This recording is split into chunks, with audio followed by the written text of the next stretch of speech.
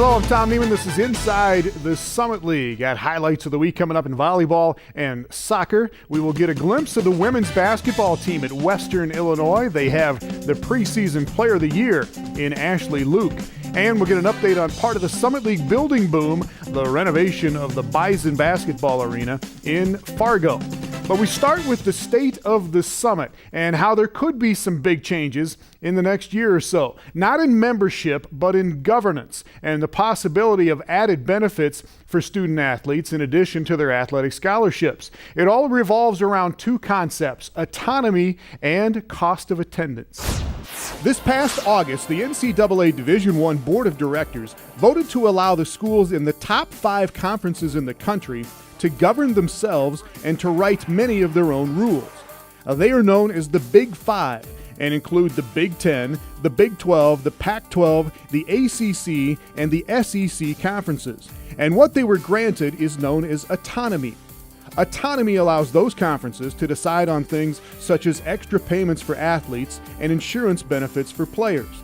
Now, this has created some concern in leagues like the Summit League that those power programs would take advantage and create an even bigger competitive and financial gap between them and us. But Tom Douple says that so far, the Summit and other mid-major leagues have made an effort to ensure that the Big Five don't overrun the rest of Division I. We set out some goals as a subgroup, the FCS Division I group, that we put to the Big Five, and over that course of time negotiated, and we think we accomplished all of our goals. There'll be some permissive legislation that the Big Five want to introduce that maybe some of our members want to partake in, and we'll see what that is for the future. Now, one example of permissive legislation is the idea to pay student athletes to bridge the gap in what has become known as cost of attendance.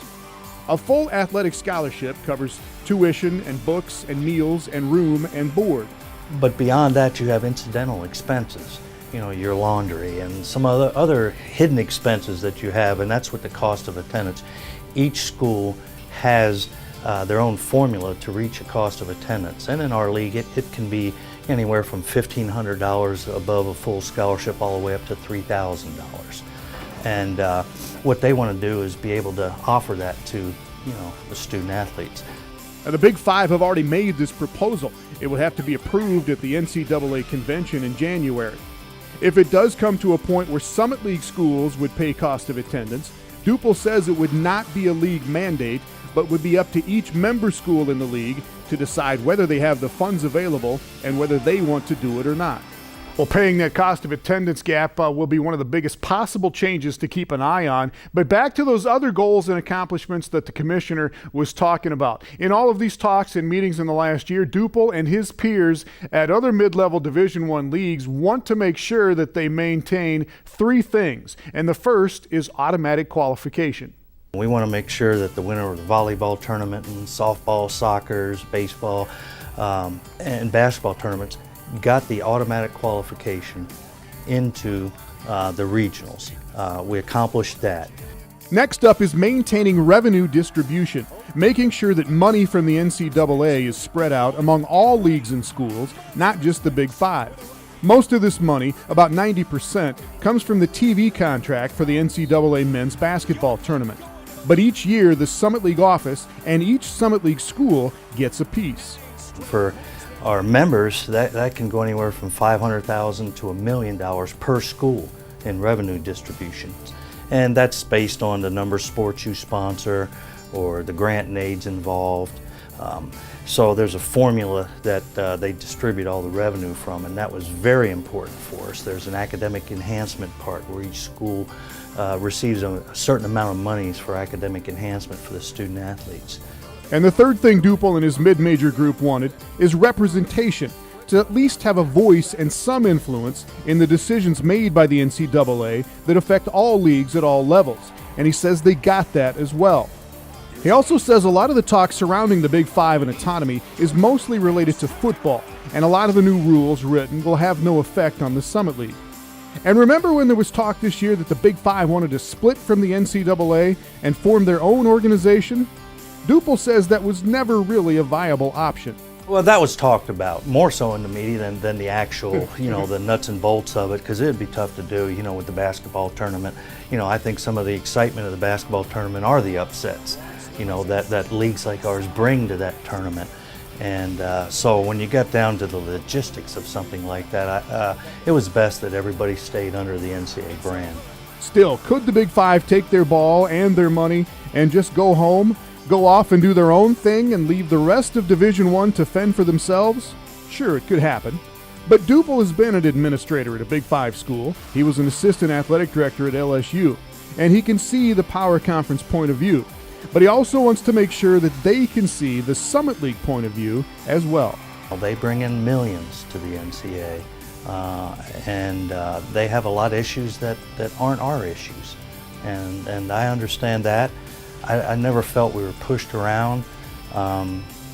You get in a room and, there were some angst among a lot of our commissioners, but in the long run, I think it's healthy that everybody gets to say their point of view and come to an understanding, and we move forward.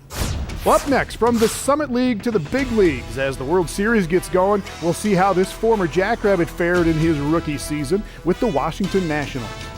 Inside the Summit League on Midco Sports Network is presented by Grand Falls Casino and Golf Resort and Dakota Land Honda. Inside the Summit League on Midco Sports Network is presented by Sanford Health and your Heartland Chevy dealers. Welcome back. The World Series is underway in Kansas City with the Royals and the Giants. San Francisco beat Washington in the National League Divisional Series this year, and I know it's a stretch to say that the Nationals got to the playoffs because of Blake Trinan, but the former Summit Leaguer did make his Major League debut this year with Washington, and he pitched pretty well. During the regular season, he threw 50 innings, had a 2-3 record and a 2.49 earned run average. Trinan played 2 seasons at South Dakota State University. He was drafted twice. The second time by the Oakland A's. They eventually traded him to Washington, and as a National, Trinan won his first Major League game this year on June 28th against the Chicago Cubs. 2 other former Summit League pitchers made appearances in the bigs this year. Another Jackrabbit, Caleb Thielbar, just completed his second season with the Minnesota Twins. He made 54 relief appearances this year, had a 2-1 record and a 3.4 ERA. And Dallas Beeler, who played at Oral Roberts, made 2 starts this summer for the Chicago Cubs. In all, there were 22 former Summit League players in Major League systems this past season. Well, basketball season is almost here. The South Dakota State men and women have exhibition games next week already on October 30th. The Western Illinois women get going on November 6th. The Leathernecks are picked to finish in the middle of the pack this season, but they do have the preseason player of the year in Ashley Luke, and they're going to be tough to beat on any given night. Here is head coach J.D. Gravina. The summer access stuff we're allowed to do now really helps, and so I felt like our girls came in really well prepared. We had a lot of kids that had experience in the summer and from last year coming back, and that's been something kind of new for our program. So I feel like finally we're getting a rhythm where we have kids that have done most of the stuff before, and that helps our program and it helps the younger kids pick it up quicker. So I was really happy with the preseason. I think the most exciting thing about this year is that we kind of seem to finally have the best of both worlds. I think we have 3 marquee players in Ashley Luke, Tori Neiman, and Michelle Maher. All 3 were all conference last year, but the difference between last year and this year is that we have a lot more depth around those kids. So we have 14 eligible players. We've got a lot of kids that bring different things, some defensive, some can rebound, some offensive. So I think that that's really exciting this year, and as we get into practice, that'll be really fun, is looking at how people play together. I mean, we've got a lot of improvements, especially defensively, to do. Of course, we have a lot of things offensively, just as far as learning how each other play with the motion-oriented offense. Just takes a lot of practice playing with each other, and then, we have a lot of ins and outs to do, nuts and bolts, putting in plays, sideline plays, out of bounds plays, out of bounds defense, that sort of thing that is pretty time consuming. So we have plenty to do here in the next couple weeks. There's just a lot of teams have a lot of good players returning. There's a couple unknowns. I mean, with Oral Roberts coming back in the league. The league seems pretty well balanced this year. South Dakota State is good as always. You have teams like IU, PUI, South Dakota that are up at their level. I'd like to hope we were in that conversation as well. You have some teams that are kind of unknowns. I mean, North Dakota State with a new coach and some talent returning. Fort Wayne lost Player of the Year man to Hyde, but Chris always finds someone to step up and really be a scorer for him. Denver only lost 2 key players. So it'll be really interesting. You know, Oral Roberts has a 6'7" transfer from Florida that'll be playing. So I'm excited to see, as that schedule starts to play out, how we compete. Summit League Soccer coming up next. Yves Dietrich keeps his incredible shutout streak going over the weekend, while the North Dakota State women have taken over the top of the league standings. And in volleyball, USD and Denver are tied at the top midway through the league schedule. Inside the Summit League on Midco Sports Network is presented by Grand Falls Casino and Golf Resort and Dakota Land Honda. Inside the Summit League on Midco Sports Network is presented by Sanford Health and your Heartland Chevy dealers. Well, as of Monday this week, Western Illinois goalkeeper Yves Dietrich and his teammates still had the longest shutout streak going in Division I men's soccer. The Leathernecks have gone 6 straight matches, 540 total minutes without giving up a goal. They beat Eastern Illinois 1-0 on Saturday. Mario Alvarez scored a second-half goal in the win, and Western Illinois now leads the league at 3-0. Here is the rest of the week's highlights in soccer and volleyball. IUPUI and Oral Roberts went at it in men's soccer on Saturday. IUPUI had 2 shots on goal in the entire match. Got one to go in, though. Emmanuel Usen gets it for the Jags, his 5th of the year, and it's 1-0 IUPUI at halftime. Oral Roberts ties it up, though, in the 71st minute. Johnny Chavez with the goal. That's his 5th of the season. Ties it 1-1, and then 3 minutes later, look at Tariq Salkacic. Go to work, aggressive, and that is the game winner for Oral Roberts. A little whatever this is to cap it all off, and the Golden Eagles get their first win in Summit League play. In women's soccer, just 2 weeks left in the regular season, and the Bison have quietly won their way to the top of the standings so far. North Dakota State with a 1-0 win over South Dakota State on Friday, and then another 1-0 victory here at Fort Wayne on Sunday. Sierra Bonham with 8 saves for NDSU, and Anisha Kinnerath with the only goal of the match in the 28th minute. Meanwhile, Omaha is in good position. The Mavs are now 2-0-2 in the league after a 2-0 win over South Dakota State on Sunday. Natalie Johnson gets her first goal of the season on this long blast from outside the box, and she had this great post-match reaction. Chelsea roll off, dropped me the ball, and I was going to pass it, but then I'm like, wait, maybe I should shoot it. So then I took a shot, fell to the ground, and looked up, and it was in the goal, and I was like, I just scored. And in Denver on Sunday, Jeff Hooker recognized for his 500th match as head coach, and he gets win number 332 as the Pioneers beat South Dakota.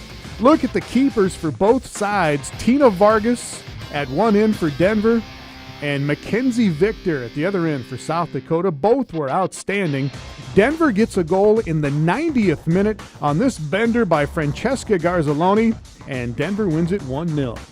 It feels personally great because it was a win, and that's all I'll say about that. I've enjoyed my time here and hope that continues, and feel blessed to be able to play at a facility like this in a field like this. Meanwhile, in volleyball, Omaha is one of 2 teams to sweep their Summit League matches over the weekend. The Mavs get past Oral Roberts in this one on Friday. Michaela Schimmer was perfect at the net for Omaha. 10 kills, 0 errors in 16 attacks. Nina Mostahinic led Oral Roberts with 11 kills, but Omaha outhits them 308 to 155 and outblocks them 12-2, and the Mavericks win in straight sets.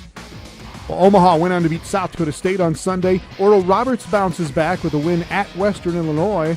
Peyton Crosser had 14 kills for Western, but Laura Milos led the Eagles with 21 kills, and they go 5 sets in the match. Oral Roberts takes the first 2. Western comes back to win 3 and 4. Mackenzie Qualls with an ace to end it for Oral Roberts as the Eagles win the 5th set 15-13 to take the match in 5. Well, Denver had that tough road trip to Indiana over the weekend. The Pioneers at Fort Wayne on Friday. And that is Sarah Heckman for Fort Wayne. She had 11 kills. Kendall Winkus as well for the Dons had 12 kills in the match. But Moni Correjedo led everybody with 22 kills. Denver wins the first 2 sets. Fort Wayne comes back to win the next two, though, flying all over the net. They get it outside to Emily Spencer. She had 20 kills for the Dons, and they go the distance, and Denver pulls it out 15-10 in the fifth set. So after that win at Fort Wayne, Denver was unbeaten in the league at 7-0. When they got to Indianapolis on Sunday, IUPUI beat Denver 3-0, and it is the first Summit League loss for Denver since joining the league last year.